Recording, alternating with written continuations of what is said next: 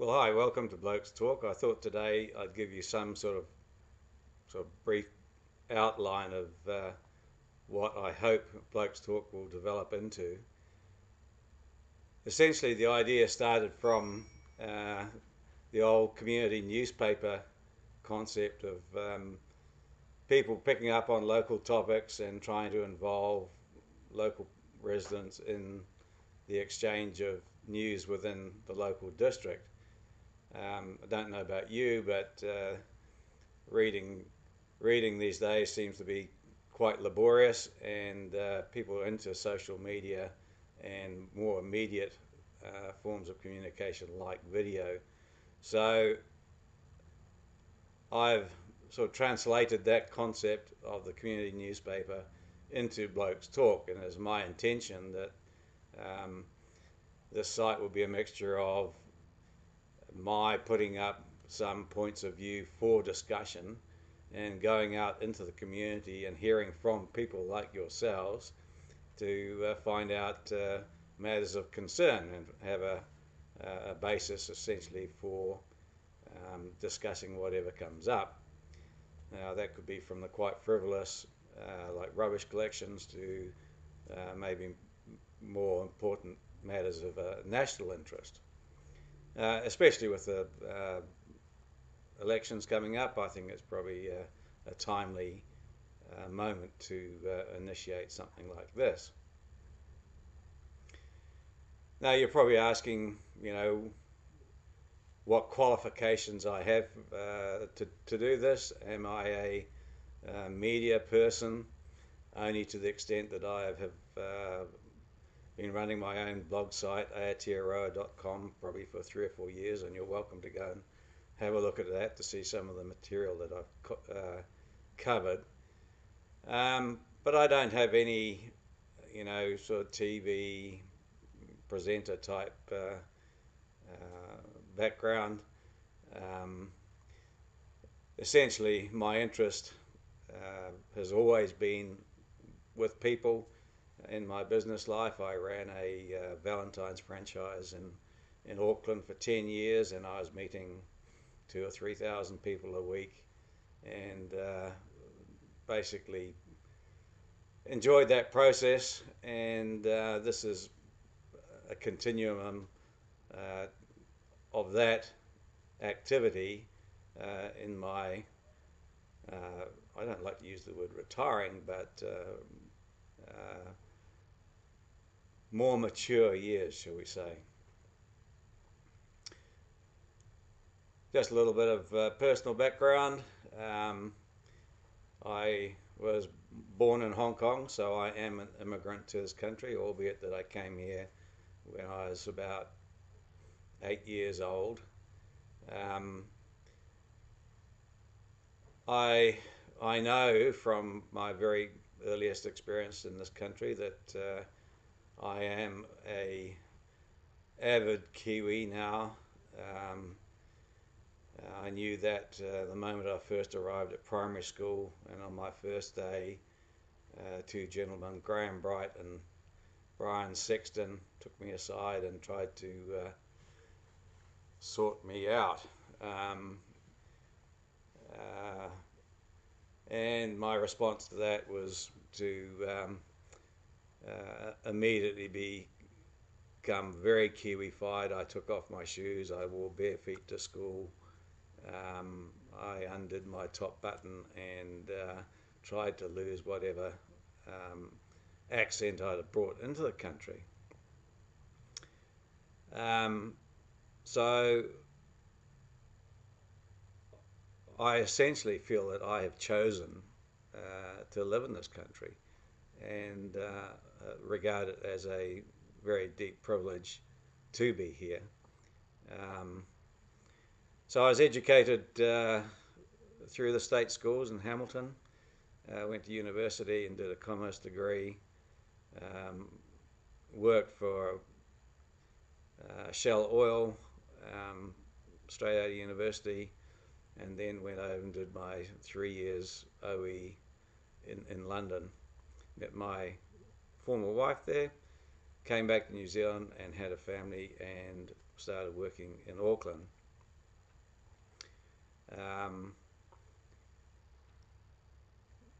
Having qualified in accountancy, that was where I first started my career, but I was one of the first people to involve themselves with the technology craze, if you like, and was a member of a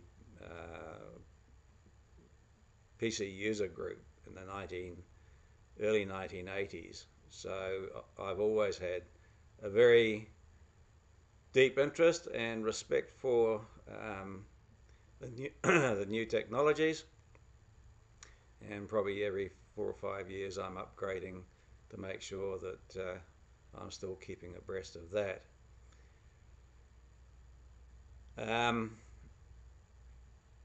And not surprisingly, I ended up working for a technology company in the late 80s, doing some consultancy for large corporations. I was made redundant in the early 90s and tried setting up my own company to develop one of these new technologies. We had the idea of integrating videos into computers, which is now so run-of-the-mill, people don't even think that it's anything other than a very ordinary thing to do. But back in the early 90s, the idea of having moving pictures and audio displayed on your computer screen was in fact something quite novel.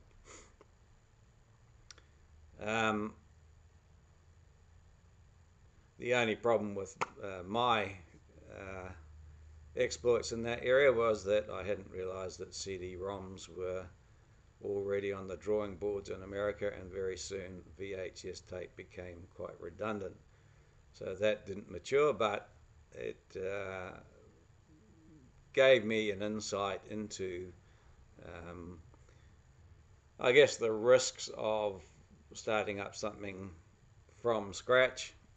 And whilst I might have had a very good time, developing those ideas, commercially it wasn't viable.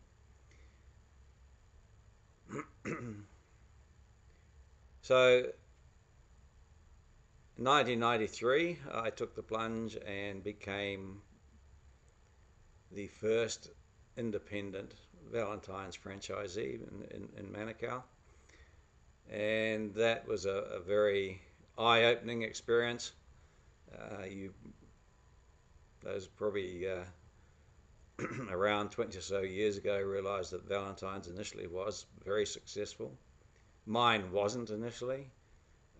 It was a replicated model of another Valentine's which was close by, and we didn't have the initial success that was expected. But through a number of fortuitous circumstances, we did turn that around, and in the end we had a very viable business in a quite magnificent building in the centre of Manukau City.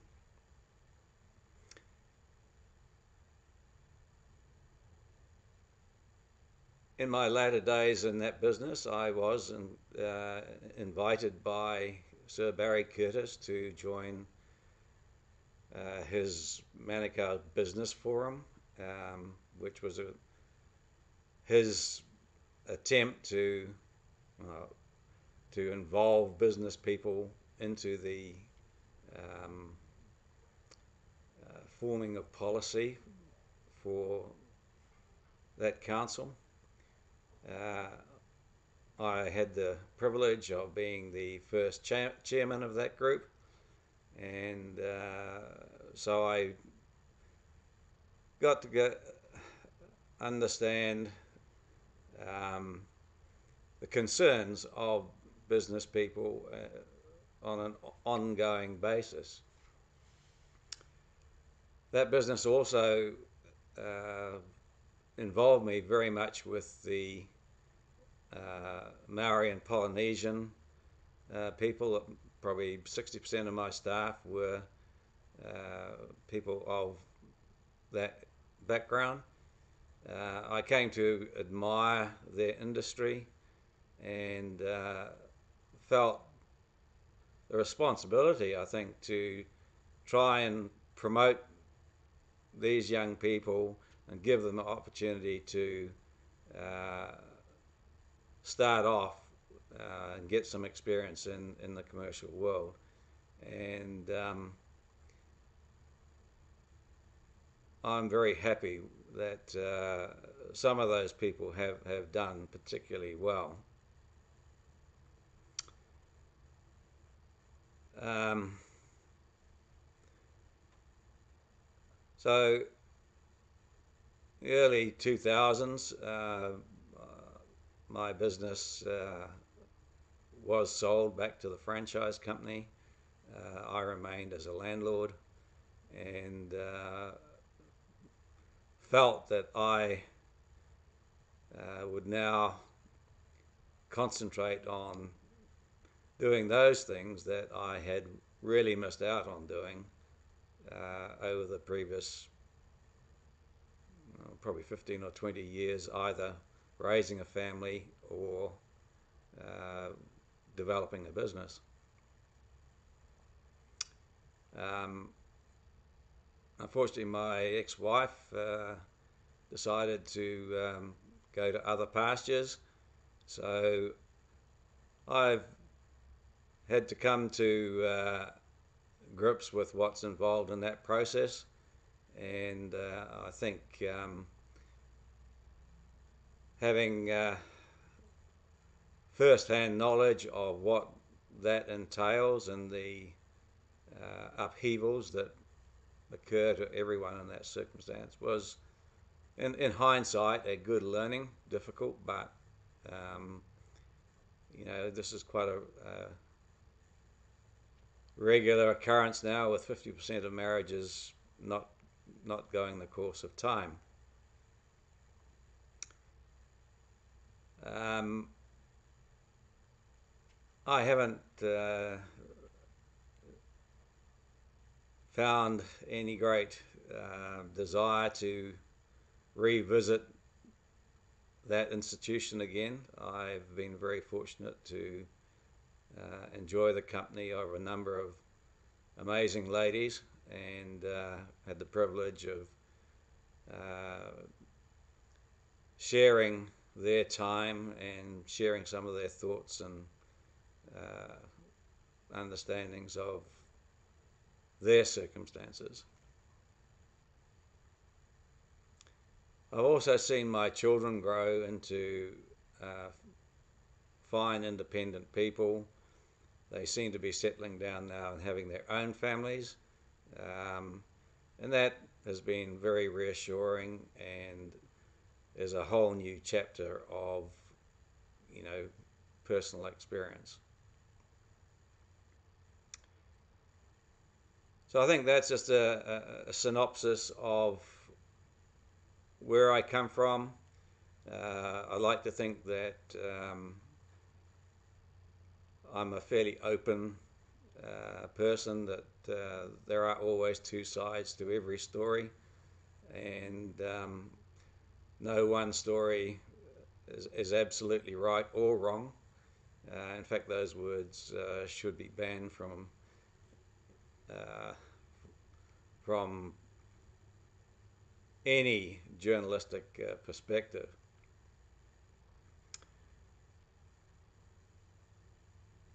So this site now will develop with a few clips from my own perspective, but I hope to take this out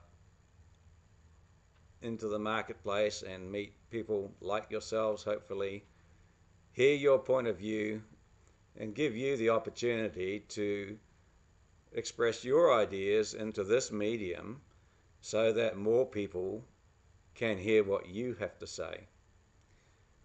Um, I do have contacts, or make it my business perhaps, to uh, let the powers to be our esteemed leaders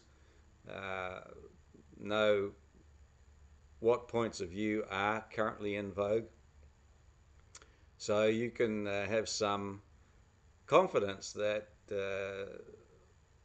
any contributions that you might make will in fact go beyond just myself and yourself. So I hope that gives you some idea of what I hope to achieve on this site.